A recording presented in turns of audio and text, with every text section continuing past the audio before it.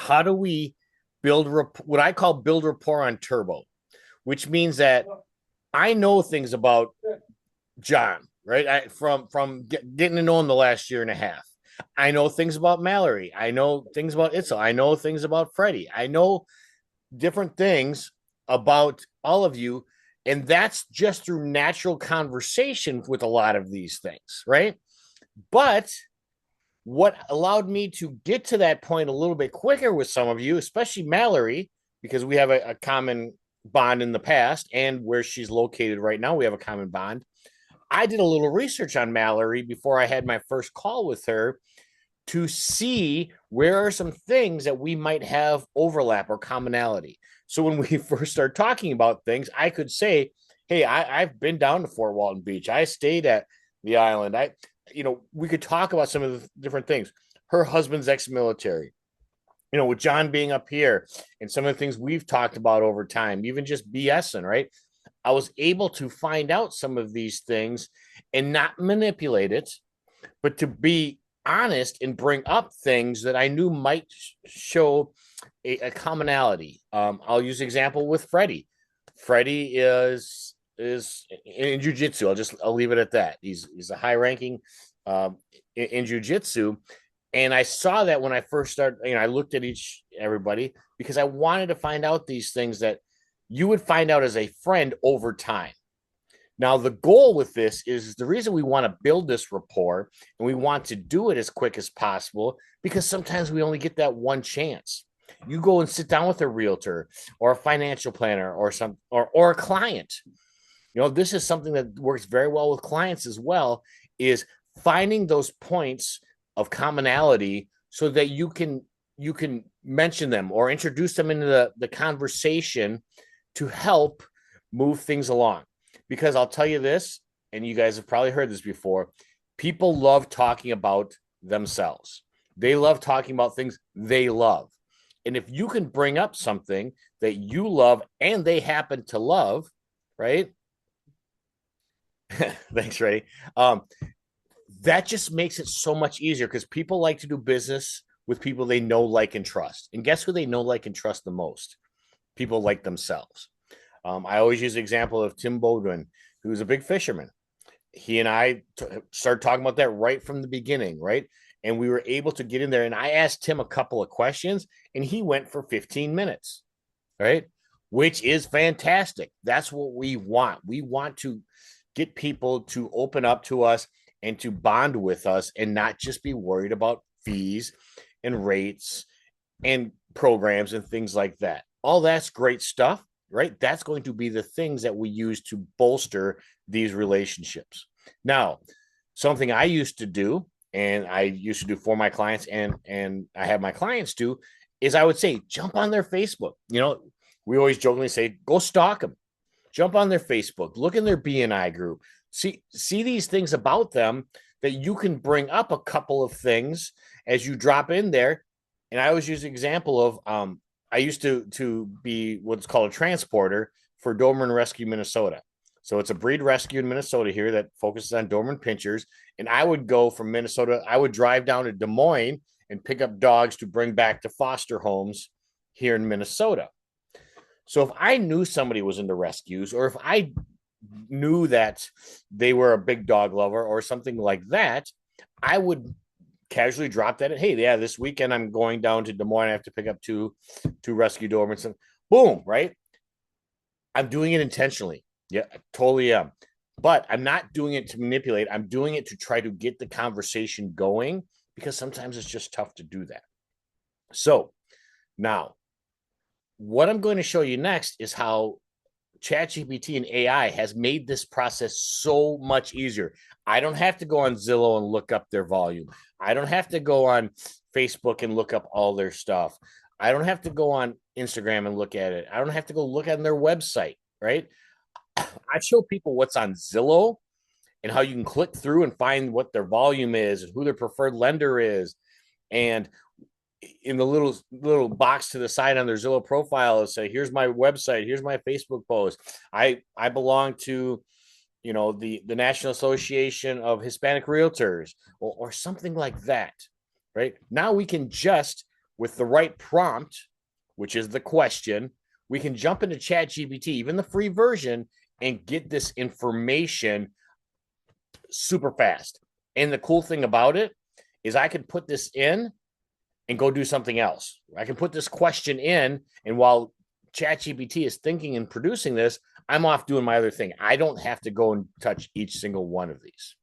So I'm going to share my screen here. So I'm going to breathe for a second here.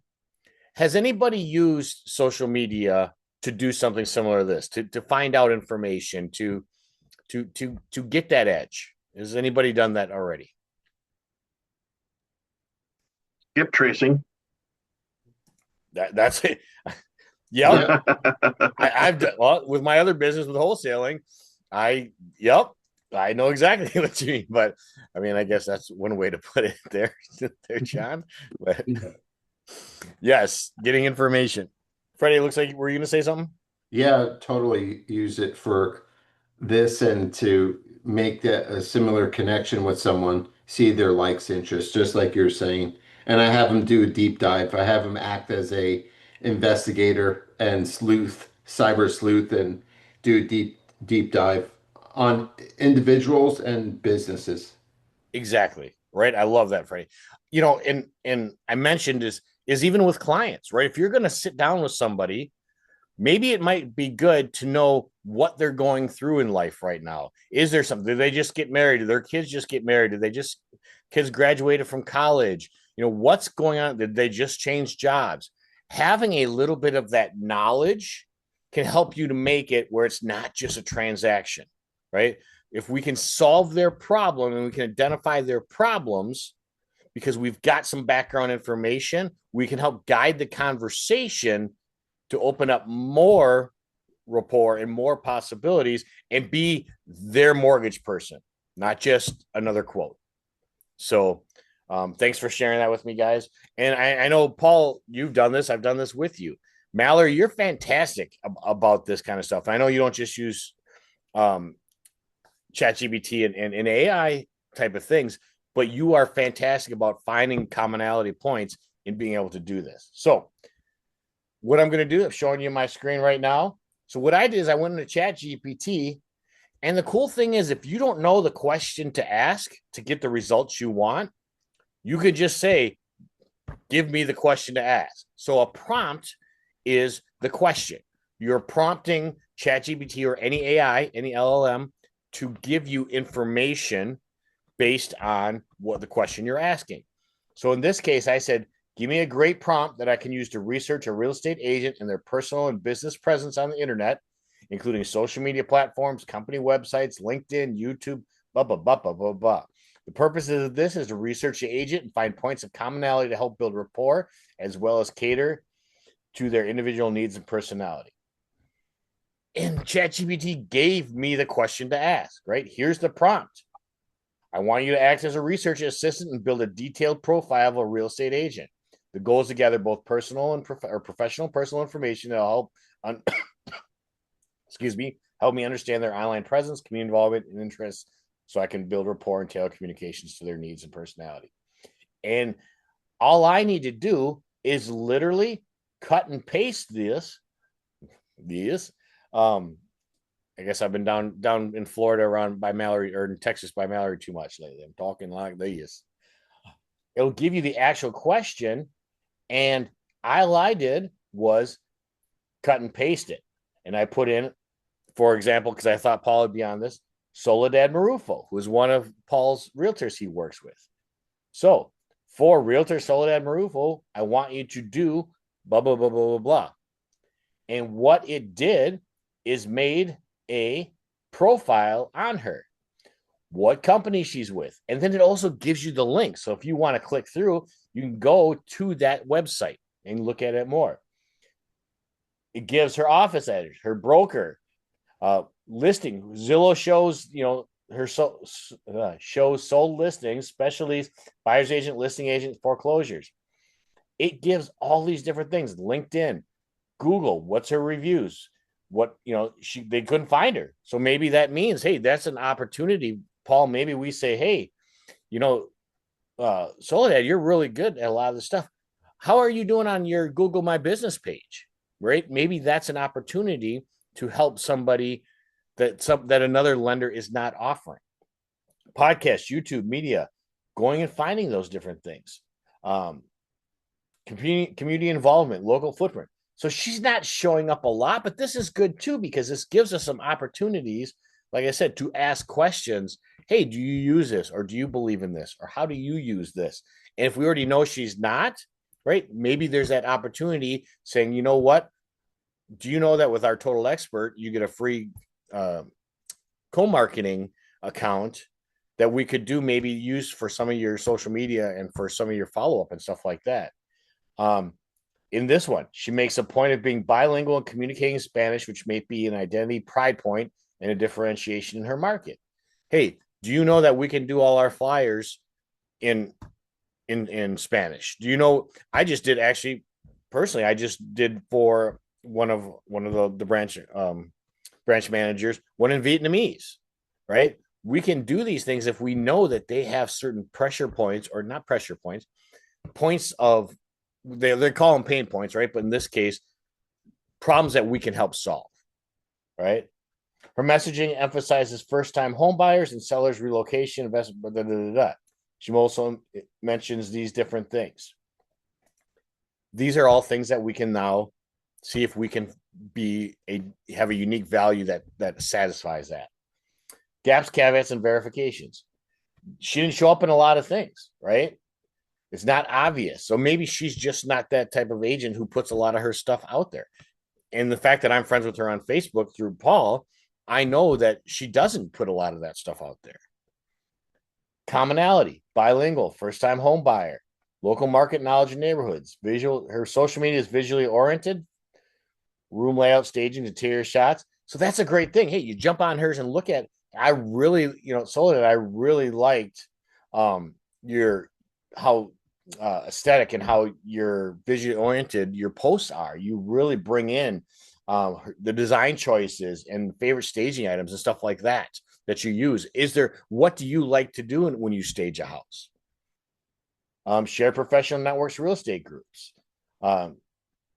We can find, like I said, all these things. I can go deeper and deeper and deeper, but I don't think we need to. I think you're getting the point. All right. So that's what I did for Soledad.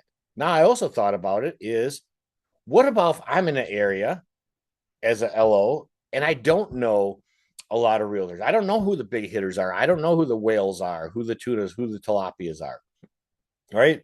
You can literally go in and say, make a list of the top 5 real estate residential brokerages in Cottage Grove, Minnesota. So I'm in Hastings. Cottage Grove is right by me. Paul, obviously you're very familiar with Cottage Grove. It brought up some ideas of who are the top branches. So now maybe I can then start taking that and go, okay, tell me about Lakes Area Realty. Tell me about Century 21 in Cottage Grove. I can go even deeper if I want to find people that I can reach out to and start building relationships with. If you like, I can pull up recent transaction volume.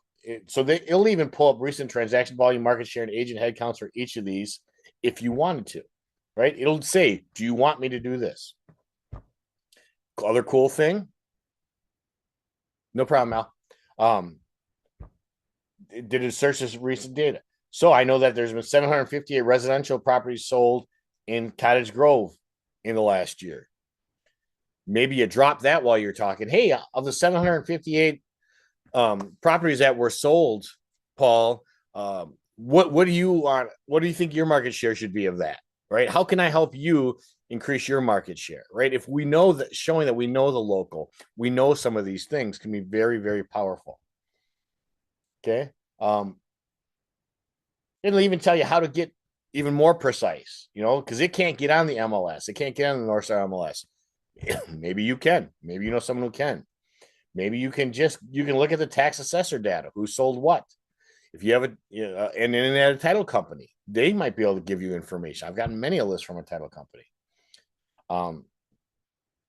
And what I did, so the next thing I did was, then I said, who are the top 5 real estate agents by transaction volume in Cottage Grove, Minnesota?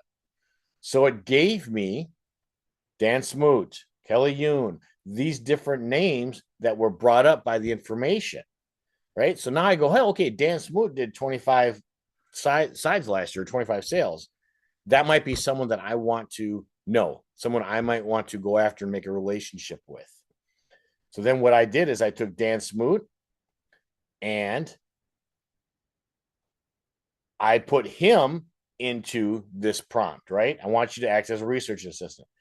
And what it did is it gave me all the stuff about Dan Smoot and the Smoots, Dan and Rachel, Edina Realty, Cottage Grove, right?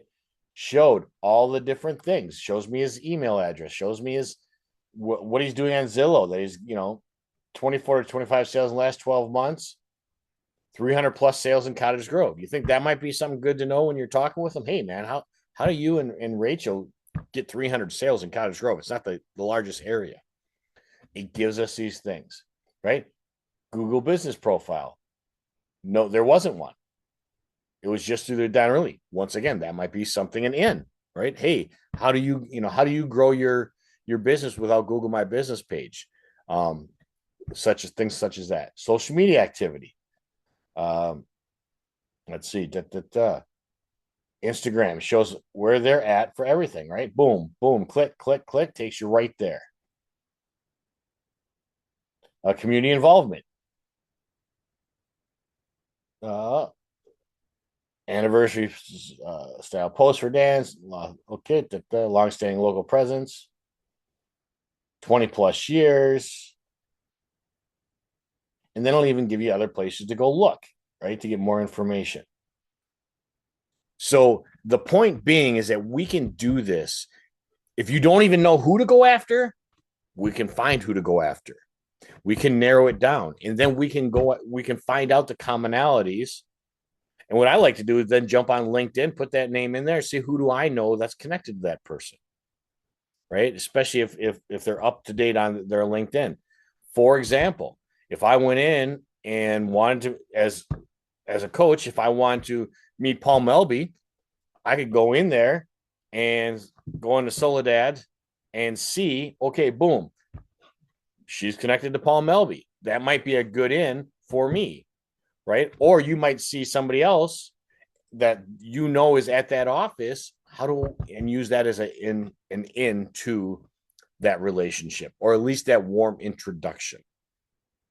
Something that was said I really liked during the APM symposium was there was a presenter who was talking about builders, getting into builders, and the frame he uses in the phrase he uses is, you know what, I'm not a competitor, I'm a compliment.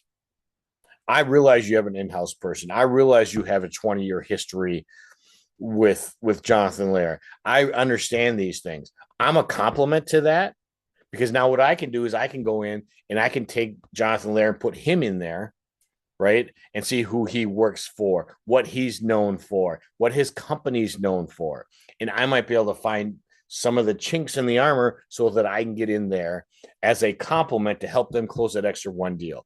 And then when you get in there and you blow them away and they thought they were getting the best service in the world and had all the opportunities and the best rates and everything, and all of a sudden you're doing one or two deals, right? Normally we got to do something like that with, okay, I'm going to be doing bond loans. And then they send you just the bond loans. We can do the research, get it out there before you ever get in with them. We used to have to do, either list reports or MMI or something like that. You can literally go in for free and do these things, and I'll help you. So, all right, we are now 20 past the hour. I like to keep these short and get as much information as I can, give you some ideas. Here's what I say. If you haven't jumped in there already, jump in there, do it yourself. I used to always say, Google yourself, ChatGPT yourself, see what comes up. If you need prompts, ask it for prompts. If you need better prompts, ask me for prompts, right? The more specific, the more information you give it. It's amazing what's going on out there. Now, whatever way you feel about AI, right? It can be, the thoughts of it are scary, all these things. Guess what? It's out there. Let's use it. But I always say, don't use it for evil, right? Don't use it to be manipulative. Don't say you love Doberman Pinschers when you don't like dogs at all, right? Don't find things and then try to use those as commonalities if they're not common. Okay. So if you need help, if you have questions, reach out. But I will guarantee you your conversions with both clients and potential referral partners will go up immensely if you can get in there and build that rapport, because that's who people call their friends back, right? People don't give a damn about calling you back if you're one of 15 other lenders who they've had coffee with or something like that. We need to build a rapport, and then we need to bring the value with the programs, with the service that only you can do. All right. So I'm going to stop there. Any questions, any thoughts, feedbacks, takeaway? I'm going to take a sip because I talked a lot. No, that's great. Thank you so much, brother. You're welcome, man. Let me know how I can help. Okay. Then I'm going to go ahead, Paul. No, I was just saying, thank you, Sean. It's very informative. Well, thank you, Paul, because you always show up and you're always doing the things. Paul and I are doing, well, we were going to do it this Friday, but now we're doing it next Friday. He's having me in person to do a presentation for a bunch of his realtors who just love him to death. I mean, I don't know what, if you're buying lunch every day at that building or what, Paul, but they sure to love you to death. So, but this is where we get in there and we're able to find the things, right? I'm going to do another research now that I've used an AI on North Star and see what pops up. And I'm going to use those things. When I did the last meeting that Paul and I did, and Mike Rulin sat in on, I went in and looked at the two primaries, Jacob and Kasim, and found out about them and was able to make some conversation and point out some people we knew in common and even, things like that. And it works, right? It lightens it. It's not just a presentation. It's a bunch of friends getting together. So, all right. If you're watching this after watching the recording of this, if you need help, if you need to do whatever you need to do, always feel free to reach out to me. This literally is just Chat GPT that I was showing you. I have the paid version, but all this kind of stuff can be done with the free version as well. So I will release you back to getting mass amounts of business and making mass amounts of relationships. And if there's anything you need, just let me know. Thanks, Sean. Thank Bye, you, guys. Sean.